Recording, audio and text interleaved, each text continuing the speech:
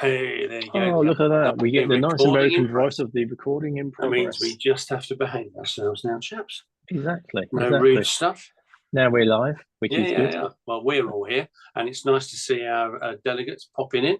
I can see the Yeah. little numbers going up. That's always Exactly. a bonus. It's not just the three of us having a chat. But to be honest, yeah, I know we've been chatting for 10 minutes before we kind of started the webinar. Chats like this just fascinate me anyway. I think the whole human behavior, human psychology, that whole thing just is absolutely fascinating. And we are such complex creatures. And it's definitely not a one size fits all world, is it? No way. No way. Not All unique. Yeah. Yeah. And it's I don't know what the population of the planet is now. What are we, 8.5, heading towards 9 billion, something like that. And I went to the zoo at the weekend with my kids and grandkids because there's like do a Santa thing at London Zoo, and we went through to the giraffe house because it was like flipping terrible weather, like rainy and wet. The giraffes were indoors, and when you stand and you look at them and you think that their fur, their coat is unique. Every giraffe has a unique print, and you just think, isn't like the world and the animal kingdom and human nature remarkable that we can have so many individual elements, yet there's still something, and whether it's eye color, hair color, size, but then you go down to personalities, and everybody's got their edge and their difference. But that is what makes life interesting. 100%. 100%. Actually, if we were all the same, it'd be so dull. Oh, it'd be boring, wouldn't it? It would be so boring. Dull. It would be so Stop boring. those robots in dentistry now, then. Oh, they're coming. They're coming. Shall we do the introductions and then we can start chatting? Because we've got people joined us, and then some others are going to probably join us as we go. So yeah, welcome everybody. Chris and I do our regular webinars once a month, and this week we are very fortunate for our last one of the year to be joined by Dr. Ritesh Aggarwal. But we're all friends, so we get to call him Rick, which is nice. So Rick is the principal dentist of the Edge Dental Practice in Sheffield, but also co-founder of Psynergy Mental Health, the business dedicated to improving the mental health and well-being of culture of organisations, which is a relatively new concept. So tonight we're going to be answering the question, does prioritising mental health and well-being increase the value of your dental practice? Which is a very interesting concept. Usually for these webinars, Chris and I disappear and our guest presents, but tonight, because it's Rick and because it's special, it's our last one of the year, basically it's going to be a three-way conversation with Rick kind of... I feel I should have got me Christmas hat. Yeah, I didn't even thought about that. It's funny, actually, now you mentioned, I thought about the fact it was the last one of the year. Oh, yeah. I'm looking around my room trying to find tomorrow in our office for charity, it's Christmas jumper day. And so ho, ho, ho. Rick's almost kind of like, I'm already like an honorary member. He's like an honorary team member tonight. Yeah, he's got his jumper on. We could have worn Christmas jumpers, couldn't we? Oh, man. So many missed opportunities. Definitely. Missed an opportunity. So go on, give us set the scene for us in terms of the work that you're doing and what that looks like.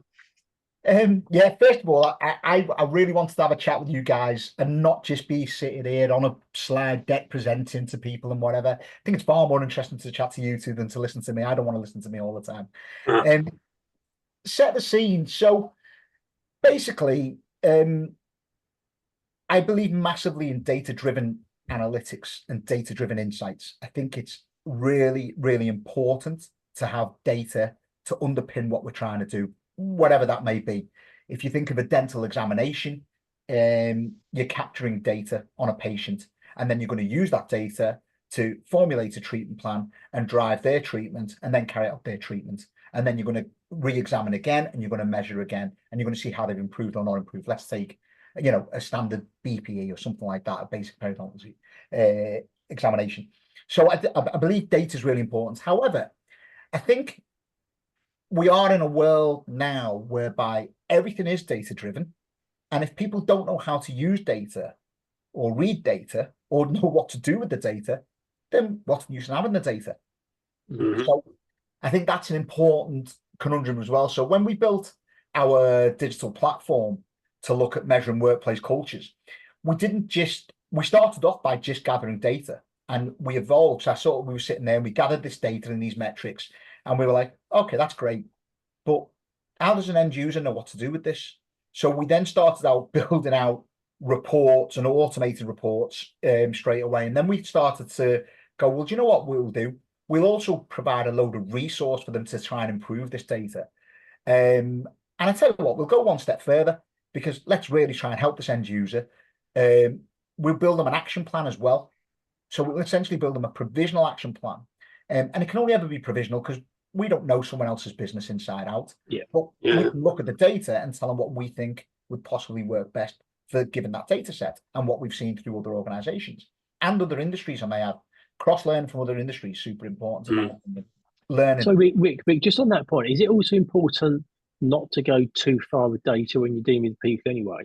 Because does that then start to become and feel a bit robotic if you're prescribing something very specifically without taking their needs into account? You can you could screw yourself over a bit, couldn't you? You certainly can.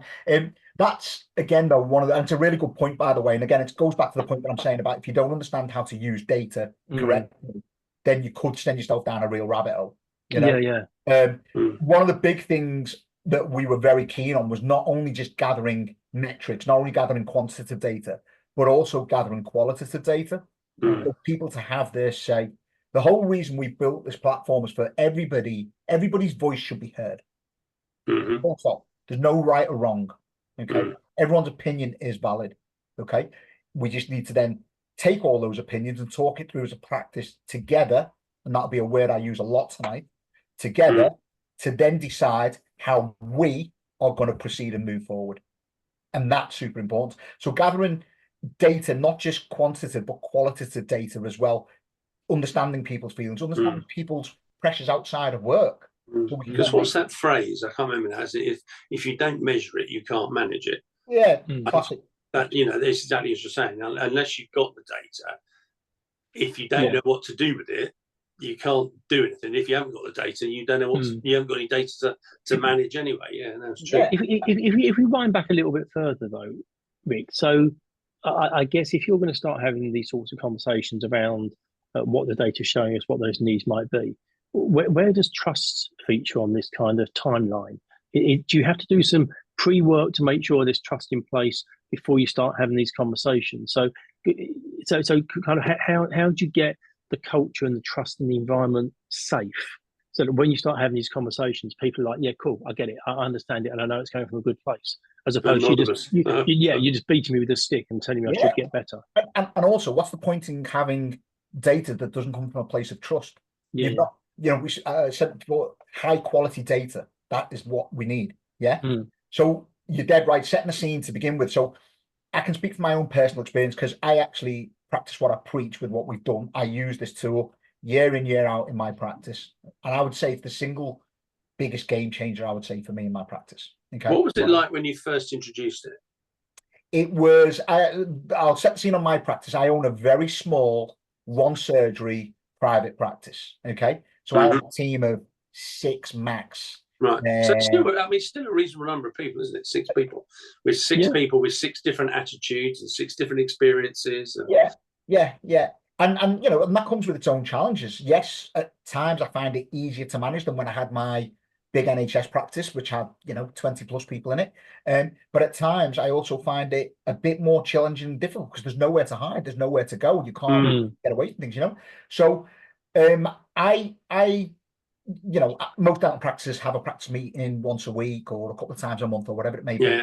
I dedicated an entire practice meeting, and when I say an entire practice meeting, I mean 3 to 4 hours, purely explaining what I wanted to do. Wow. So after we built this platform, I sat my team down and I said, look, I'm wanting to introduce this into our practice, and this is the reason why. I really care about what you guys think. If you think I'm a crap boss, tell me I'm a crap boss, but tell me why. Okay. And because if I don't know why, I can't make the changes that I need to make. Okay.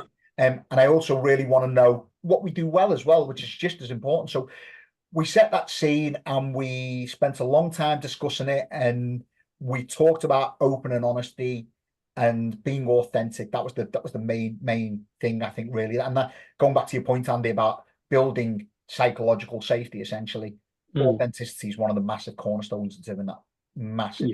So thankfully people got on board, and got involved. Did you have any dissenters that you sort of had to that you had to educate? Dissenters from a technology point of view in terms of using the platform, yes. Right.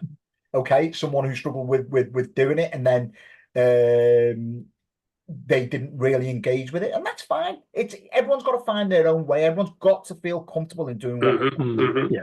Okay, we can't, you know, I've been locum in at other practices, and it's like, you know, an employee engagement survey comes out and you're bombarded with 50 reminders going, we need this and we need this and we need this, we need this. You know, reminders once, twice, three, but you've got to feel comfortable in doing it. There must be a reason or a barrier to why we're not doing it. Do you know what I mean? I'm just thinking, the guys that are listening, I can imagine them thinking, oh, that's quite a big old step. Massive. It's massive. I'm not even going to lie. It's massive. And, you know, my anxiety was probably going through the roof at the time, and probably my staff's was as well, you know. I'll be totally honest about it. And, you know, off the back of it, we've had some hard-hitting conversations. I think number one,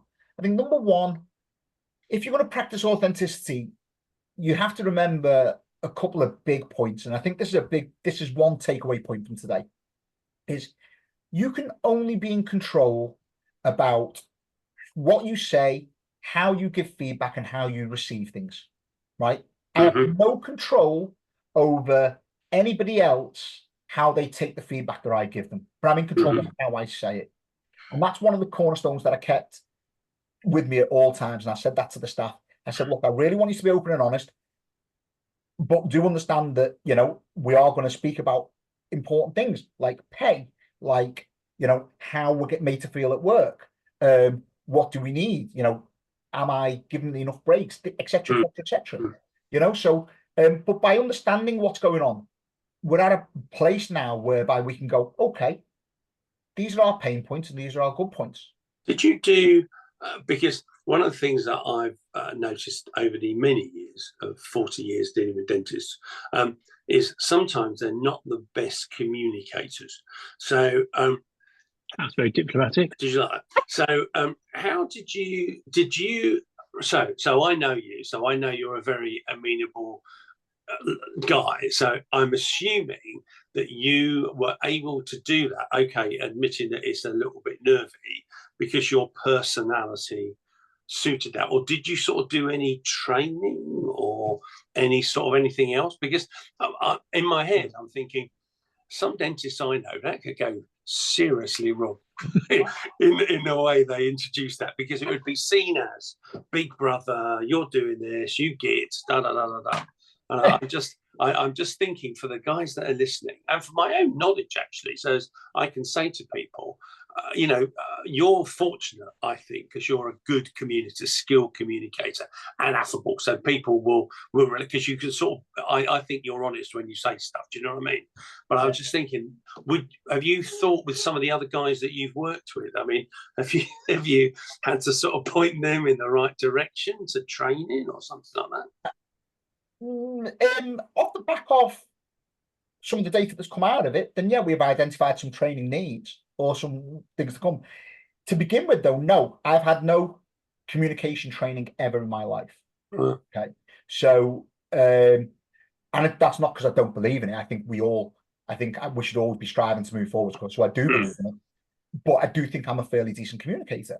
I think you know, I've never really had trouble communicating with all my patients that come through the door.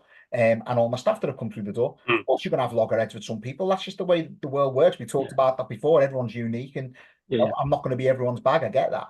But again, you know, another takeaway that I'd say to people tonight, and we'll keep dropping a couple of these gems in, is go back to, there's a phrase that I heard about 8 months ago, and I actually love this phrase. It's one of my most favorite phrases. It's called world-class basics.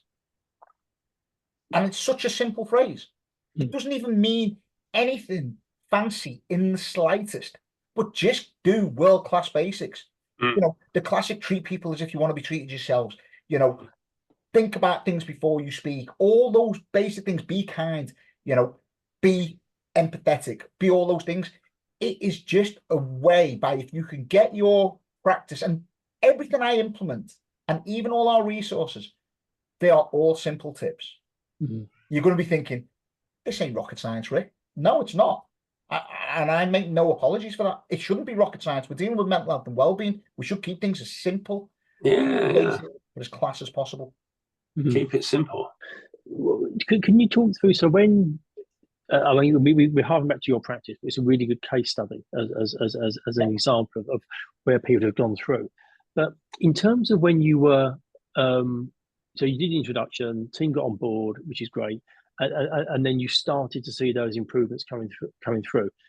If we kind of shuffle forward quite a bit, the question that we need to answer for people tonight is: does prioritising mental health and wellbeing increase the overall value of dental practice? Within a dental practice valuation, there's a whole myriad of things that get considered, but there's quite a heavy bias towards the financial performance of that practice.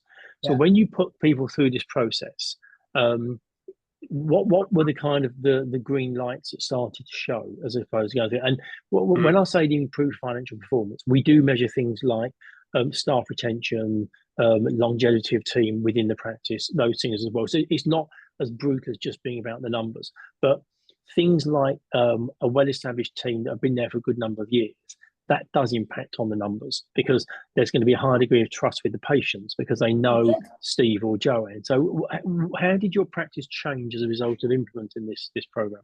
So I'm glad you've mentioned, because one of my questions to you guys was, what's the basic formula to valuing a dental practice? Because I think that's a good place to start. And you've answered that. And I've bought a dental practice, I've sold a dental practice. So I've been at it from both sides and I've got a bit of an idea. And yes, it's very number bias. You know, we can talk about EBITDA and all those things and whatever. It's very number bias. But one of the things I looked for when I was buying the practice was, one, did I think it was good value for money from a financial perspective? Yeah, tick. Two, what staff am I inheriting and how long have they been there for? Well, actually, as it happens, when I bought this small practice, there was 4 members of staff. 3 decided to quit pre-sale and 1 stayed on. But they'd all been there for, I bought it in 2011, it opened in about 1983, so whatever the maths is on that, 28 years. Wow. Yeah. It's really interesting, isn't it, that 3 of them decided to leave without even knowing who the new guy was. But again, though, people are scared of change. Yeah. I get that. And also, as well, to be fair to these 3 members of staff, they were also sort of end points of their career, and you know, they'd all been there from the very start, so they all had a really long career in the practice anyway. The one person who stayed on, she was at the end point of her career, but she didn't feel as though she had to leave at that time. I did a couple of months as an associate prior to buying it, just so then she got to know me, and while the sale was going through, so we knew I was going to buy it. But I did a couple of months, so we did that. Sorry, I've totally lost my thread here because I've gone off on a tangent. What were the green lights and stuff? Was the question? What was the question, Andy? Yeah, it was as a result of implementing this program. What was the impact on your practice? What were the improvements you saw? But it sounds, based on what you've said, it was kind of a bit, from a team point of view, it was a rebuild exercise, wasn't it? If you've only got one person, you needed to bring in a new team. So I brought in a trusted member of staff who I've worked with for 20 years. Right. So she came in, and between the dentist that stayed on and the nurse that stayed on, and then me and then my practice manager now, the 4 of us then ran the practice. And then over time it's evolved to whereby I then sold my NHS practice, and then I'm now working this practice alone. Okay. Right. To answer your question though, if you've got a good mental health culture in your practice, there's a good chance you're going to retain staff, correct? Yeah, definitely. And we know through research, through Deloitte, that to replace a member of staff probably costs about a year's annual salary, ballpark. Okay, that's one of the ways that we measure how effective our program is. Okay, and we also know that decreased productivity or poor mental health across the UK, not in dentistry, just across the UK, costs in excess of 55 billion a year. That's through absenteeism, presenteeism, and staff turnover. So it stands to reason that if you can build a really strong mental health and wellbeing culture in your business, you're probably more likely to retain staff. And if you think of the age demographics that are coming into dentistry now, so we're going to be dealing with Gen Zs, okay, what's the single biggest thing that they care about now? Because I'll tell you now, it's not money and holidays. 2/3 of Gen Zs prioritize how you're going to support their mental health and well-being in their workplace. That's what they look for. And that's a shift. So those practice owners out there who are worried about implementing something like this and classically go, you know what, if we don't mention it, then we don't really need to deal with it. The world's changing. The world's changing. It's a huge number, isn't it? It's a huge number. Massive. And so if you think about recruitment, we've got a recruitment crisis within the industry. Some practices argue they've got a retention crisis. You know, what are the things that we can do? One of my questions to you was going to be, would you look at things like that are market differentiators for a practice? So would you be more likely to say, well, okay, this practice, Ricky's practice, has got numbers and metrics around its business that shows that it's operating at a decent culture within the business according to its staff. This is the feedback. And you've got year on year or twice a year numbers to back up what he's saying. Is that not a market differentiator? What would the number? It depends what the numbers are. I think the answer is the reality. I think it's a bit like when CQC first came out, people said to us, "Oh, so CQC, that's going to damage the value of a practice." And we said, "Well, not necessarily." We said, if like it fails at CQC, well, that's not going to be great for it, and they've got a plan in place to do it.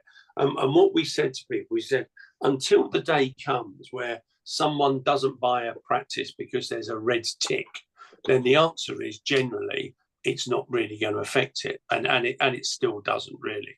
But I think it's probably one of those things that as time develops, and as Andy was saying, we do look at how long people have been in your team, because the more they change, it makes you think, what's actually the culture of this practice? And we're basing numbers on last 3 years and last 12 months. Well, if your associates and your hygienists, who are your fee earners, your therapists, keep going, how do we know those numbers are going to be continue? So it does have an effect, and I think it wouldn't surprise me if, as the market develops, that there could well be something where if your score's 97 out of 100, that's great, and if it's 36 out of 100, people are thinking, oh, hang on a minute, not really too sure on that. I think financial numbers obviously does, but one thing we don't look at, and I don't actually know whether they look during due diligence, I don't know as to whether they look at sick days and stuff like that, and probably not actually. But it would be an interesting one, wouldn't it? Actually, why would you not look at sick days though? So the productivity level of a practice is definitely going to influence either if you have a high number of sick days, then your final profit. I'll tell you where it does impact. We're just thinking while I'm talking about it, when we see lots of locum fees, where basically you've got lots of sick days, so therefore the locum fees are ridiculously high, because there's always locum costs of some description, but sometimes they're massive, and we say, why are they so massive? Because ultimately, and I suppose this probably leads beautifully into, does it affect the value? Yes, it does. If you've got locum fees that are 20 grand, let's say, whatever the number is, and sometimes they can be nuts. Well, if you're valuing as an owner manager at 5 times, well, you've just lost £100,000 of value. If you happen to be valuing as a multiple lead, you could lose £140,000 of value. So that would be a direct correlation. And then another correlation of that is, okay, you might have locum fees at 20 grand, but if you didn't have a locum, you'd still have to employ a dental nurse, whatever that cost will be. However, that dental nurse will be a full-time person in your practice driving productivity. Yeah. And if you're driving productivity, then you're going to increase bottom line. Yeah. You're going to increase bottom, and it's not just about the biggest thing that I talk about though is obviously for the purposes tonight, of course, we need to look at bottom line. It's really, really important. But I think actually there's other ways to measure successfulness in a practice that isn't just bottom line. I think it's really important. And I think that if you can drive cultures that start to show almost like happiness indexes within your practice, then people are going to want to say, you know what, I want to work for that guy, or I want to work for that person, or I want to work a part of that team because we're part of a greater purpose. But also, I think it's kind of cribbing a phrase from our accountant, and he has this thing about is it profit follows the event, and I think what you're talking about here is I think these practices will be more profitable because you're going to have a happier team, a better trained team, a more productive team, a team that shows up more often. So, and I don't. It's kind of always a slight cop out of keep kind of going back and saying, yeah, but it's about the numbers. But I genuinely think that if you get all those things right, it will flow through to the numbers, and it'll be lovely if and I think sitting here towards the end of 24, it might be a little bit early, but it'd be amazing to get to a stage where these metrics actually form part of a prospectus. So when people are buying, because I think that these metrics could represent opportunity. So if you've got a practice that's performing to an average, and obviously one of the things that we have as a business is we're in a luxurious position. We visit 400 to 500 practices a year, and we have for the last 36 years. So our data pot is enormous. So we know what the average profitability of a particular practice within a particular location delivering a certain type of dentistry should be. Yeah. However, if we could look at data around the wellness and the well-being of that team and how long they've been there and how trained they are, if that practice has yet to start to perform at an extraordinarily high level from a profit point of view, for a buyer, I would see that represents a good opportunity because arguably a lot of the hard work's been done. Someone's done all that kind of infrastructure, that well-being infrastructure is in place, but it's not, for whatever reason, presented itself in the figures yet. I was thinking it's quite interesting. It made me think of so we both used to work in a bank many moons ago, and the banks used to try to stimulate referrals, from between different parts of the bank, and it really came down to the fact that if the other people liked and trusted you, or you liked and trusted them, people referred. And I was thinking that, like dentists have to refer to the hygienist, and the hygienist refers to the dentist or the therapist or whatever it might be. And I was thinking, it's a real interest, wasn't it? Because I just so many things you can dictate that this should happen, but it can be hidden and not happen. But actually, if you built your team of who are knitted together, the answer is it will happen. And if it does happen, then the figures will be better. You'll make more profit. The value will be higher. Yeah, definitely. If you think about whenever we're feeling well, whether it be physically or when we're feeling unwell, whether that be physical or mentally, our productivity reduces. Correct. Our affinity to be, really happy and jolly all the time, it drops a little bit. Yeah. There's plenty of times when my wife says I'm a bit of a mardy arse at times. You know what I mean? So is that when Liverpool loses? They're not losing, are they? Don't say that. I don't know. Honestly, I don't. Yeah. So but if we have a happy, engaged workforce that's coming to work and people that are coming to work, then it stands to reason that you will get a better sort of productivity and better patient outcomes. That's also really important. And we make everything about the patients in dentistry, and it shouldn't be. I actually think that it should be a 50-50 split. We should make 50% of it about the patients and 50% of it about our teams.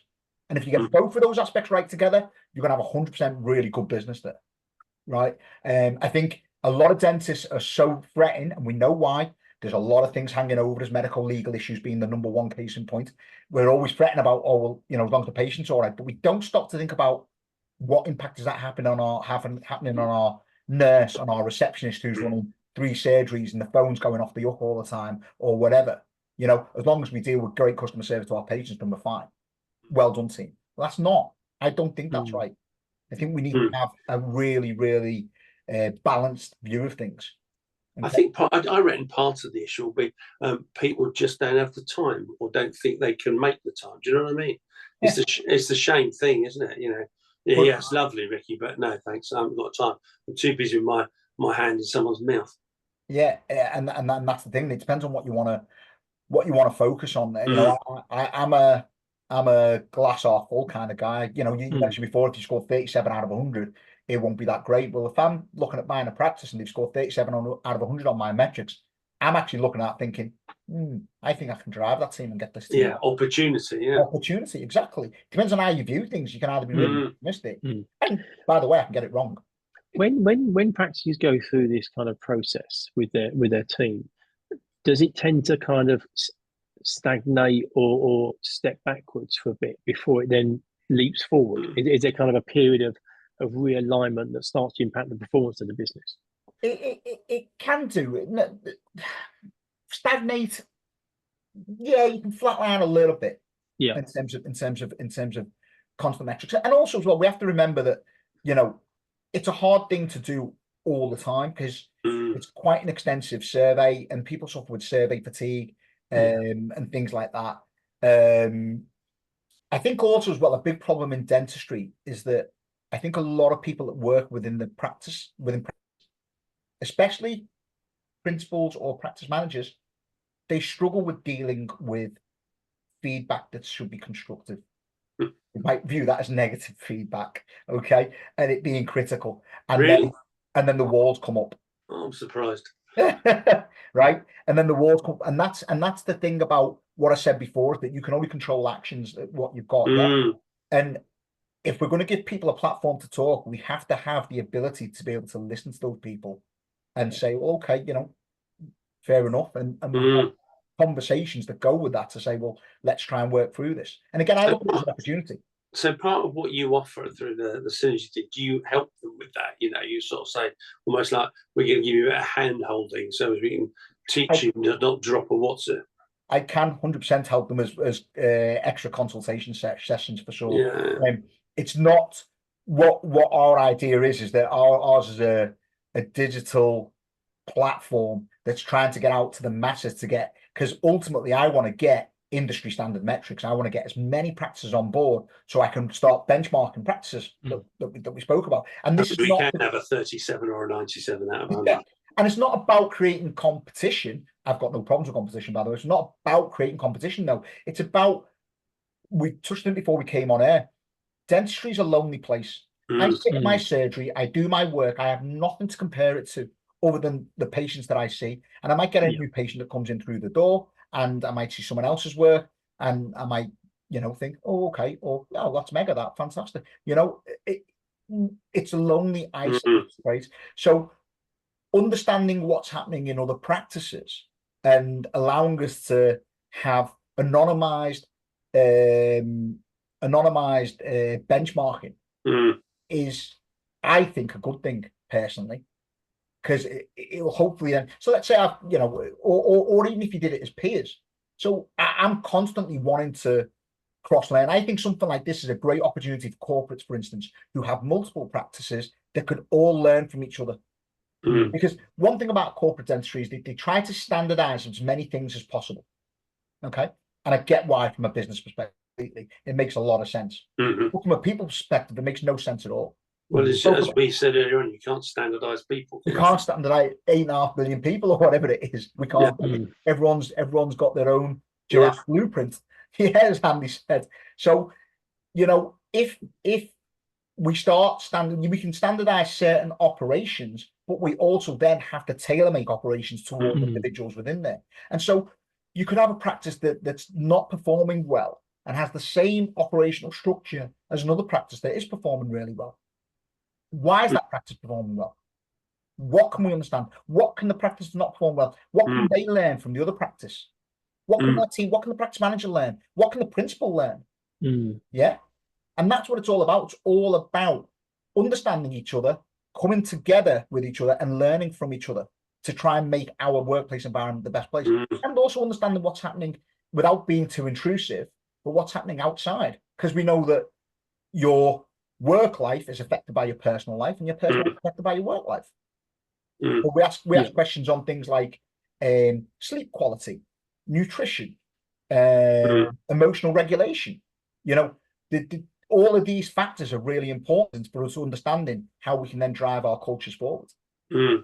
I suppose it's not dissimilar to what we tell our team, isn't it, Andy? That we say to our guys that, you know, you have to remember that this is just one part of a person's life, whether they're buying or selling or valuing or whatever, because they've got the rest of their life that impacts upon these things. Because sometimes people do get a bit grumpy, but sometimes it's nothing to do with us. It just happens to be they might have had a car crash that morning. And also the nature of the work we do encounter people at a stressful time in their life. Buying and selling a business is a stressful thing. You know, it's really up there with I don't know, moving house, Divorce and having a baby. Getting divorced, yeah, starting a family. So it's big stuff.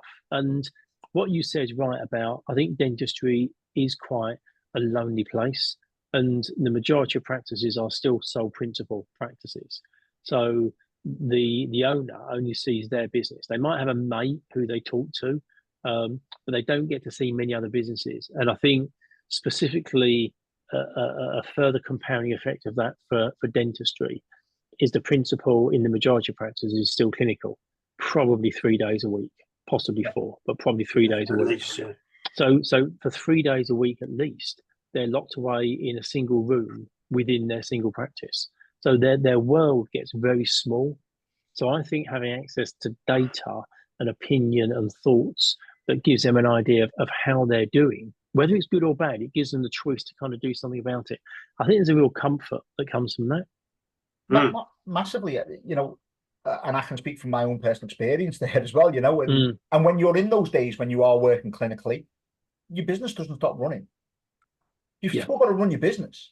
So you often find a principal who is going to get burnt out very fast, because at lunchtime then they're getting bombarded with 50 email responses that they need to make, or decision making that needs to be done, or bills that need to be paid, or whatever it might be. And they might only be small tasks, but when do you switch off? When do you have that time to rest? And I think another important part of what we do and what I really encourage is that I've learned just as much from my team as hopefully my team have learned from me.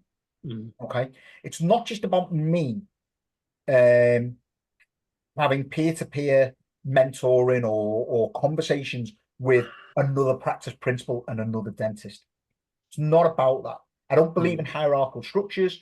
I don't believe in putting people on a pedestal, all this, that, and that. I learned just as much from my nurse and from my manager and from my receptionist, what I do from other colleagues in dentistry.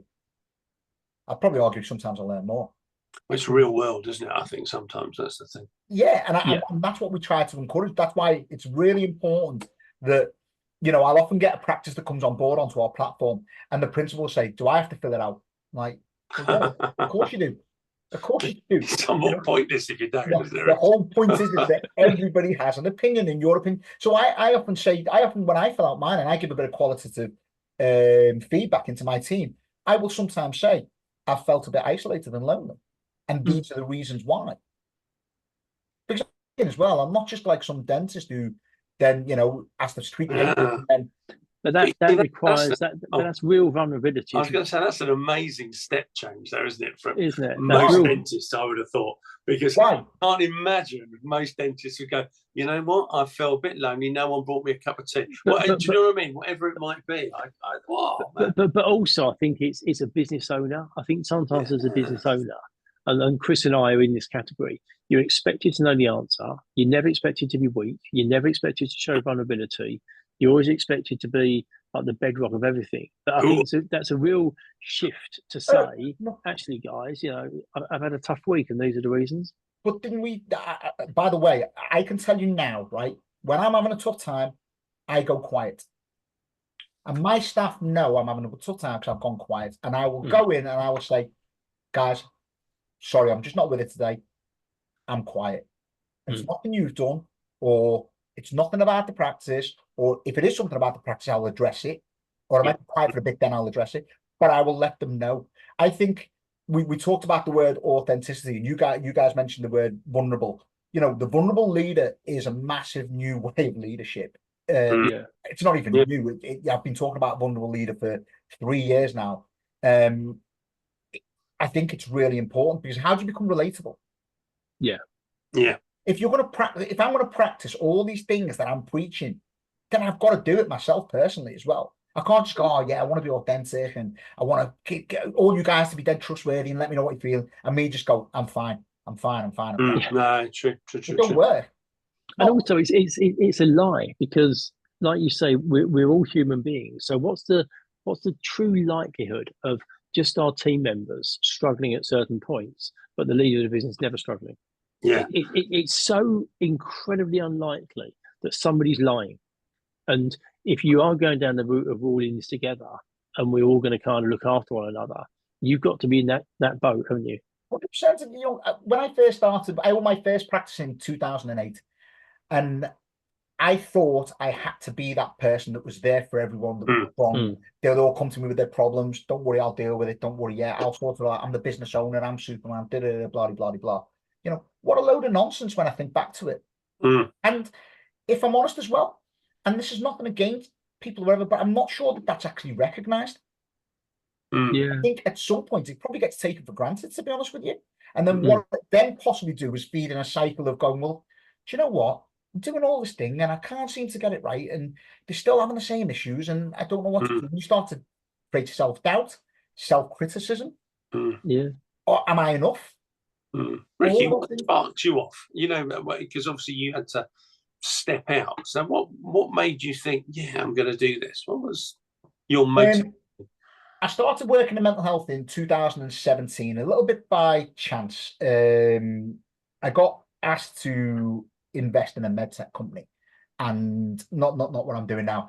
And I just sold the practice, I had a few quid on me, and I invested in this medtech company. Probably one of the worst decisions I ever made, to be honest with you, but that's another story. But we try these things, don't we? And the first job I did was... Just to qualify, this is not a financial advice webinar. Don't take financial advice from me, I'll tell you that straight away. And one of the first jobs I did for this, they asked me to be a consultant. And I said, oh, have you got anything dental? And he said, no, we just quite like the way that you go about business, sort of thing. Okay, yes, I'll do this. And the first job I did was on depression and anxiety. And I was on a treatment for depression and anxiety, which was something called TMS, which is transcranial magnetic stimulation. And the idea is, and there's a big theory in neuroscience, that if you have a dysregulation in electrical activity in your brain, there's a chance it can lead to common mental health disorders. Okay. And TMS is meant to re-regulate. Okay. It's a mild form of ECT. Remember ECT? Okay. Yeah. Okay. So I was doing a lot of research about this, and then I suddenly started to stumble upon ways to assess electrical activity using EEG, electroencephalography. Okay. So, and I decided to look at ways that we could create objective biomarkers to understand mental health more. Wow. Okay? So that's part of the work that we do.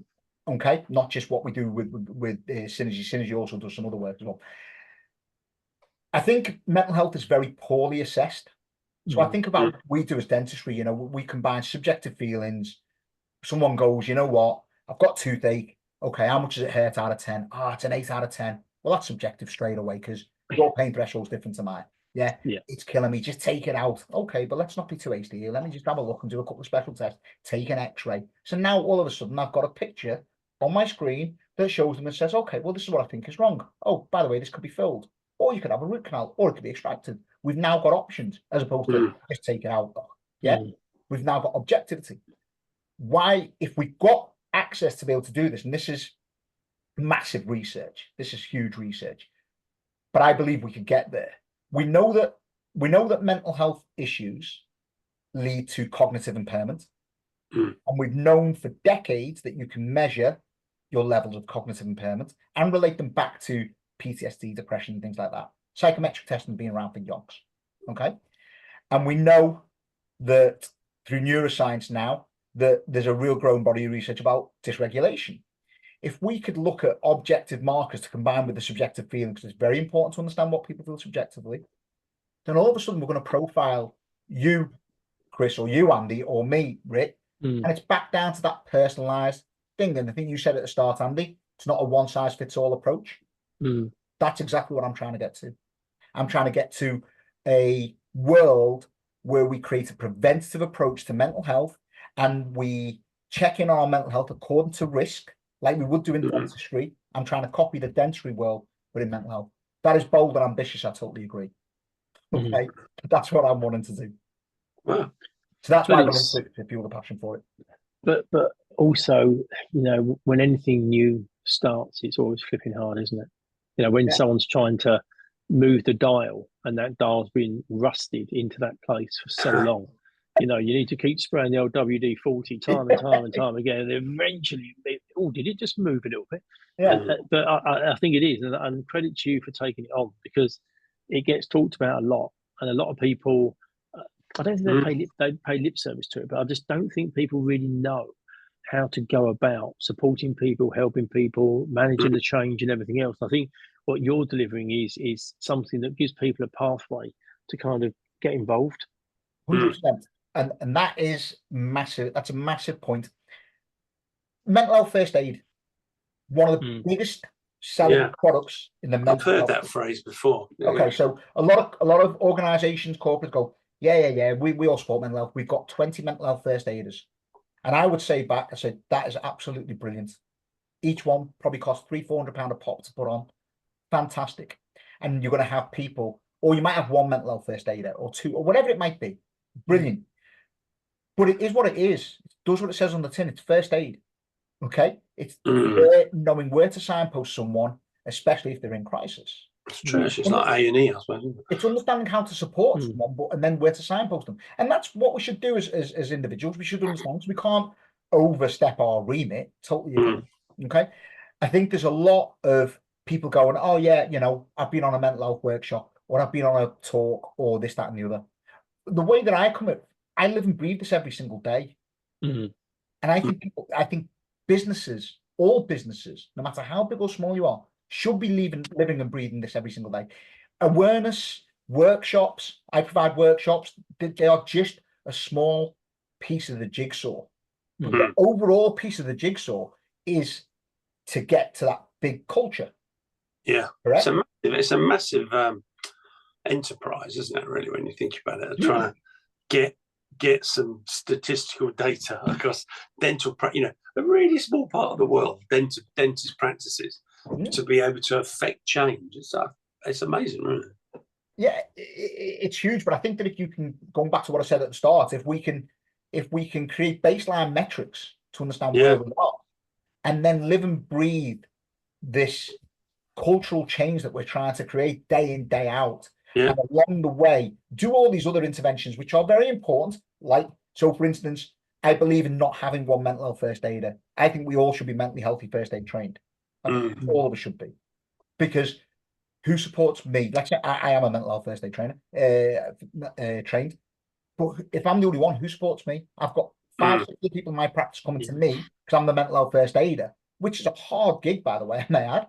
And then I go home and I'm taking this on. Who's supporting me? So me and my practice manager did it. And then our assistant practice manager did it. Yeah. And it was offered to everyone in the practice, but only 3 out of the 6 of us took it up. And that's fine, because it's personal choice. But I offered to pay for everyone to do it, because I believe we all should be supporting each other. Yeah. One intervention strategy, one piece of the jigsaw in the big picture. Wow. Rick, it's been wonderful. That's quite a nice finish. That actually. It is, isn't it? Yeah, it's a fascinating subject. Rick planned that all the time. That's what it was. That was a big finish. That's what he was going to. Isn't there that thing about a comedian? Don't they always say if you're a comedian, you need to always start with your best gag first and your second best gag last. So you get them laughing to start with, and you leave them with a giggle. Yeah. But it was I just think fascinating. I think as a topic, it's intriguing. And I think it feels like we're starting to get to a granular level. And I don't even know whether this would have been possible 2, 3, 5 years ago, because I don't know whether the data can be managed in the way that it is now. And I don't think there'd be the freedom for people to express it. Do you know what I mean? I think they've now got a lot, since COVID, I think people have got a lot more comfortable. Definitely. I think one of the ways to end this discussion, though, is to answer the question. And the question was, does prioritising mental health and wellbeing increase the overall value of dental practice? The answer is yes. Yeah. It does. Yeah. Yeah. And I could have saved all the listeners 45 minutes by just saying yes at the very start. Just come on. And then, The answer is yes. Yeah, and then that was it. Send us an email and we'll tell you how. But hopefully they've understood why the answer is yes. No, brilliant. Yeah. You could have watched the second half of the match. Yeah. Nah, it's gone, it's finished. Quarter to 6 kickoff. Cheers. Thank you, Rick. That was brilliant, good. man. Really enjoyable, and genuinely wish you the best in those endeavours as well. And Yeah. like I say, we're going to be staying in touch anyway. But I think it's fascinating work. No, brilliant. Definitely, Always good to chat. Always good. Yeah. Thanks so much for inviting me on, guys. Really appreciate it. Nah, not at all. It's been a lovely chat. Just begin to have your tea now, man. Cheers, everybody. Thank you. Cheers, Bye.